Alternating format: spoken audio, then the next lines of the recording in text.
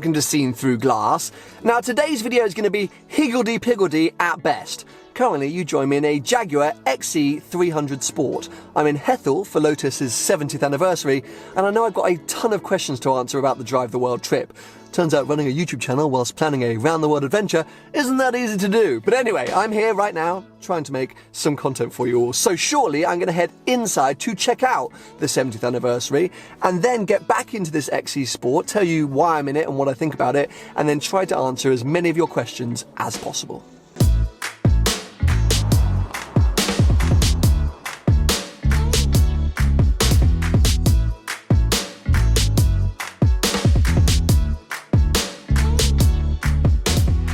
I love these little land sprints. Look how tiny they are. I actually went out in one at Bell Classics not that long ago. I'll try and put a link to that video below if I remember.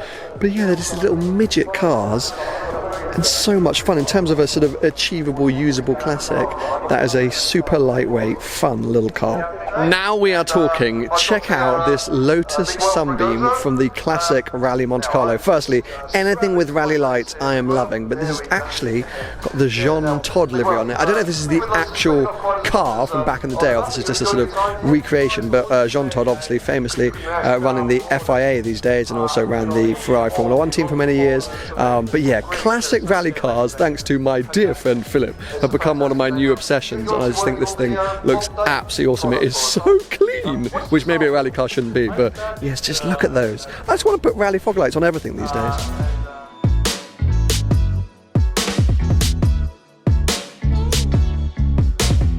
Many years ago, I went to a car event. Actually, it was Goodwood Revival, and me and Paul Wallace walked straight past a Lotus Colton. And ever since then, Lenny the Geezer has given me such a hard time for not filming that car. So, Lenny, check this out. We've got, I mean, the whole line. There's a whole line of Lotus Coltons. So you can relax now. I filmed them.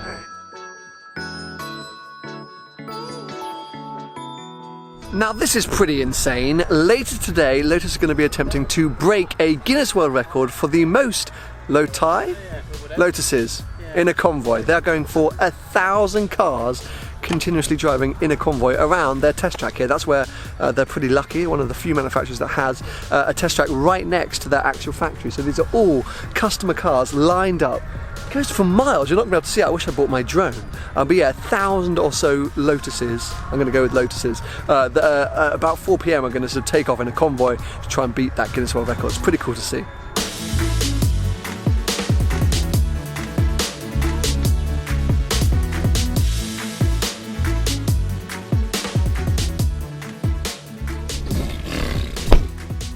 What an awesome morning it has been down here at Lotus HQ.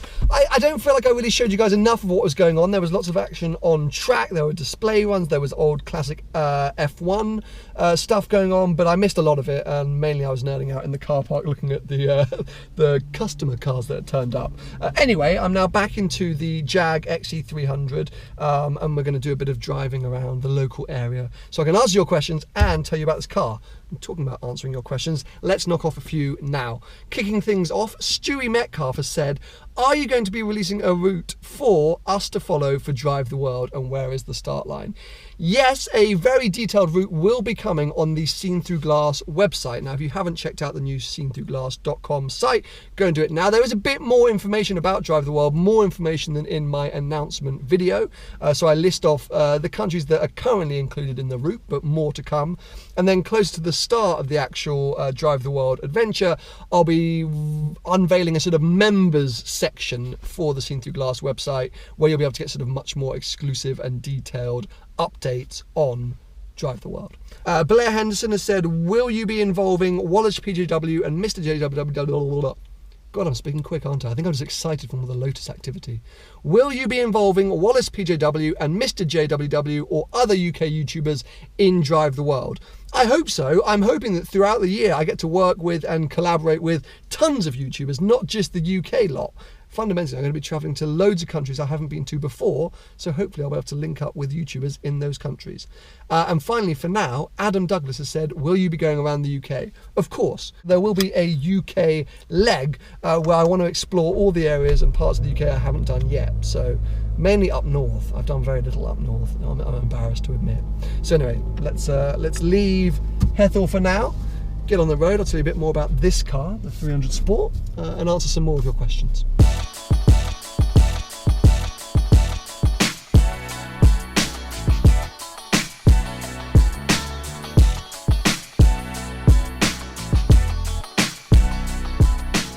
I don't think I'd consider a hot hatch.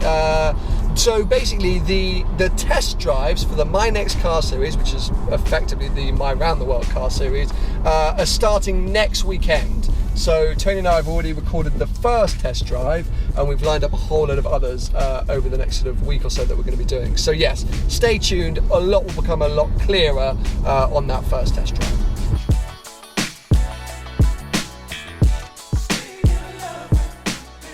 Biggest fear is the fact that I'm literally packing up my entire life. So yeah, I mean, moving out of my house, putting the 360 into storage, selling almost everything I've got to fund most of the trip. I think, you know, there's been a bit of a misconception around the Kickstarter and certain elements of my announcement video that people have underestimated just how much I'm personally investing into this trip, financially, but also emotionally.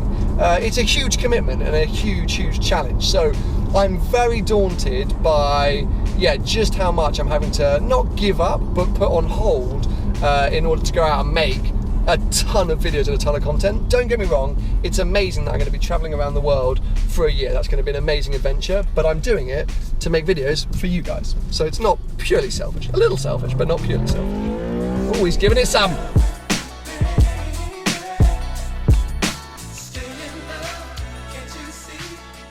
Okay, so this is interesting. If you head over to the Kickstarter page, which unbelievably has now raised over £10,000. I love you all, by the way. Any of you that have supported the Kickstarter page so far, you are my best friends. You're incredible people, and you're facilitating already. I mean, if you don't know, Kickstarter, you only get the money if you hit your goal. So once we get to 25k, which was my goal, that's when the money's taken from you and released to me. But I've already started to plan how I would use this additional money that you guys have very kindly pledged. And we're going to some additional places that I haven't been to before, and some other exciting stuff, which I am just having to tease right now. But anyway, you're amazing. So if you go over to that Kickstarter page, there is a reward there for the sort of specific Drive the World car meets, so you can buy a sort of ticket or access to these car meets. So there's a specific. Oh, we got Imposto! Oh yes! Oh, what a lad! Go on, son! 6-9. Oh, it looks beautiful. It looks just glorious in the yellow. What a hero!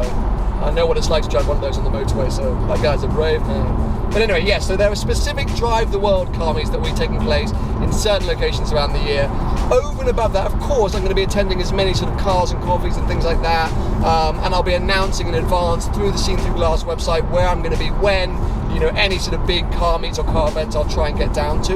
But if you want specific Drive the World Seen Through Glass car meets, we're going to keep them very small and specifically for the guys who've been amazing enough to support me on the Kickstarter.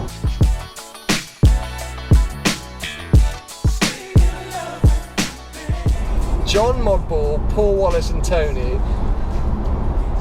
Paul Wallace. I spent so much time with Paul in cars on long journeys, and I know I can do it. Tony I would kill within about half a mile, and John would just always be making me do stupid stuff. He'd be making me jump out of planes, to do bungee jumps, and I couldn't handle it. So yeah, Paul, unfortunately you're the chosen passenger.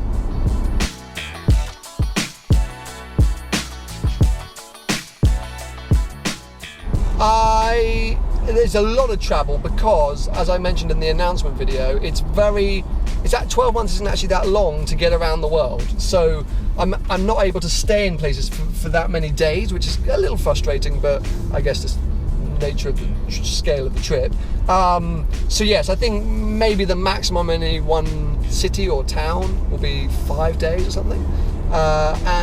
Continuous trip. Yes, it is one continuous trip. I will leave in January, the beginning of January 2019, and I will return full-time. The trip will end December 2019. It will continue for the whole 12 months. That's it, isn't it? Okay, yeah, that's it. What you said. That's what I said. Well, there we go. I'm glad to have answered some, definitely not all, of your questions. I'm going to try and get back to the rest of you on Twitter. To recap why I'm in this lovely XE300 Sport, it's very kindly been lent to me by Jaguar because, like I mentioned in the Bicester Heritage video with the i30N, I'm in need of wheels at the moment. The 360 is still in having its service, so you really need an update on that. And Ivan, unfortunately, is just having a few tweaks to make sure he's still roadworthy because the old codgers are having a few man flu problems, but he'll be back on the road soon. So yes, I've been needing cars to get around in, and amazingly Jag lent me this after I saw it on the road and thought that looks like a good looking XE. I've always loved the look of an XE, and the 300 Sport is now their most sporty XE. It's been lovely, it's been perfect. I think it looks mega.